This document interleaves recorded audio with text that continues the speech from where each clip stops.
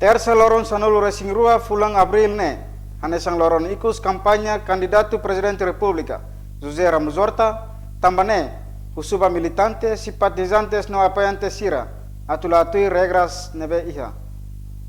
Questão ne hatu husi Secretário-Geral Partido CNRT Francisco Calboa Adilai li husi conferência imprensa segunda ne iha sede nasional Partido CNRT Bairros Grilhos. Garanti kata si barak yudang. Mas não significa kata kita atu la respeita lei ne bem makiha. Tambah dane ao pelo ba outro. Mesmo kita emang barak apa mobiliza, bahamoto atu festeja a festa demokrasia. Para a eleição presidencial, abang inclusive ali, os vai todo tem que ramate e halo comício para campanha ne rodame.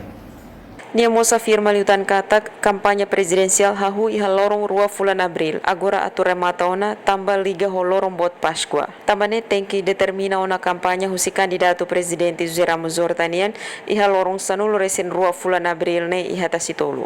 Ni husuba e mahoto atu lautuir regras, respeita sinais trânsito, lei estrada, labele mono ba provocação ho de disturbo situação nebe prejudica estabilidade da capital dili. Madalena Horta, STL News.